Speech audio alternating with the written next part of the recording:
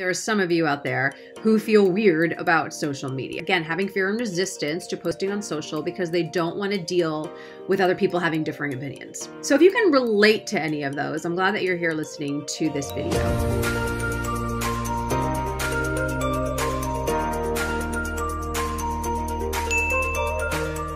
Hi there, Jodie Bentley here, actor, producer, and career coach. And today I want to talk to you about, I couldn't think of a better name than this, but social media weirdness.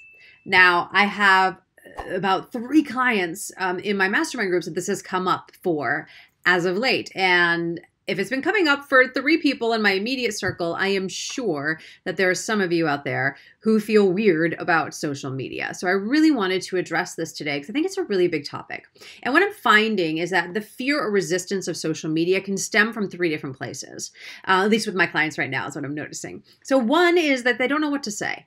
Right? That they don't know what to say. They don't want to share too much information, but they also don't know how much to say about their acting career. So maybe they don't say anything about acting, but they just don't know what to say. So they just don't do it.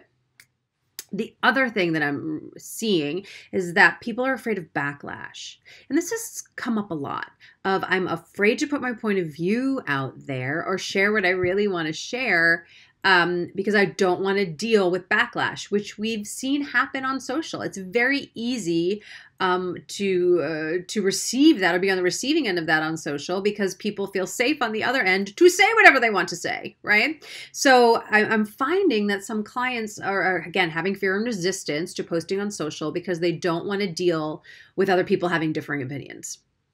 The third thing that I'm seeing, which can bring up fear and resistance, is that a thought of, I don't want to appear like a narcissist and I don't want people to feel like I'm full of myself. So I'm not going to post all these great things that are happening in my life because I don't want to be perceived in that way.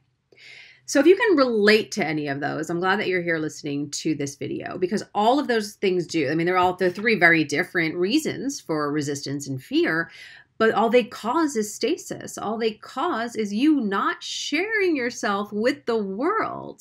So we get to address this and we get to look at this. So in terms of we don't know what to say. Because look, I think what I'm hearing from people as well is, oh, but they share about that. I don't want to share that much. Or they talk about this. I don't want to talk about that. Great, then don't, right? You don't have to look at what everyone else is doing and copy what they're doing. You get to talk about what you want to talk about. So what is it for you that you want to share? Is it that you are really into health and fitness? Is it that you're a vegan? Is it that you love the environment or music or books? I don't know. What is it about you that you want people to know? What do you want people to know about you? What do you want to share? Because you don't have to share what everyone else is sharing. I had a client once say, do I have to send those motivational memes out that everybody does? No, you don't have to send those motivational memes out. You get to share what feels right for you, but you get to really brainstorm and think about, what do you want to say? What are themes to your posts potentially that you have, right? And what is that for you? Because it doesn't have to be what everybody else is doing. The other thing that I want you to think about, and this is especially geared towards the, oh, I don't want to be perceived as a narcissist point. First of all, I've said this in multiple videos before, but if you have the thought of, oh gosh, I don't want to be perceived as a narcissist, you are definitely not a narcissist because you have the awareness of it. So let me just say that off the bat. But the big tip that I want you to take away for social is how can you make it not about you?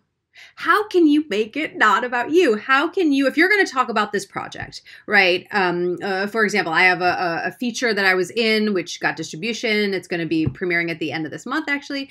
And I haven't wrote my post yet, but my post isn't going to be like, hey, everyone, I'm in a movie. I'm amazing. Come check it out. My post is going to be, this writer is incredible. I am so grateful I got to work with Ali Leroy, this whole team. What a great group of people. What an incredible story. I am so honored that I was a part of it. Here's the information. I can't wait to share it with you. So do you see the difference? There's a big difference between going I, and then making it not about you, making it about the project, making it about the themes, making what's the universal tie into sharing that project with people. Which actually leads me to a third tip that I want to share with you, which is how can you be of service to others, right? So by sharing that film that I was in, it's a very topical movie that I think everybody should see. I'm also being of service to my community. I'm not just promoting me, right? I'm being of service to my community. How can you be of service to your community with your social media posts? How can you start conversation? Right? So again, it's not all about you. How can you start a conversation? Can you pose a question? Again, can you tie in universal themes? How can you make it inclusive? And you know this. There are certain posts when you read them on Instagram, Facebook, whatever, that you feel compelled to engage in that conversation. Why? Because the verbiage that that person used felt inclusive. It wasn't all about me, me, me. It was about us. It was about us, and they compelled you to engage in that post. So how can you do that for yourself? It's by not making it about you and being of service to others. And really what this takes is trust. It takes trust and courage and willingness to put yourself out there. Your thoughts, your feelings, your mind, your being, your talent, your gifts, right? The willingness to share that with the world, regardless of what might come at you, right? That's not what you're in control of. You are in control with sharing who you are and your voice. You have a voice that deserves to be heard. And we know this. Not everyone's going to like it, and that's okay, right? Again, you can't control that, but please don't deny the world the gift of you because you're afraid of what 2 or 3 people might say on your Facebook post or your Instagram post, right? You deserve to be heard. So I trust that this video helped in terms of some tips to break through that fear or resistance of the social media awareness. So again, I invite you to really think about what are your themes? How can you make it not about you? How can you be of service to others? And how can you find that courage to share your voice with the world, which is a gift to so many and will be a gift to many more. Let me know what you think about this video in the comments below, and I will see you soon. Bye.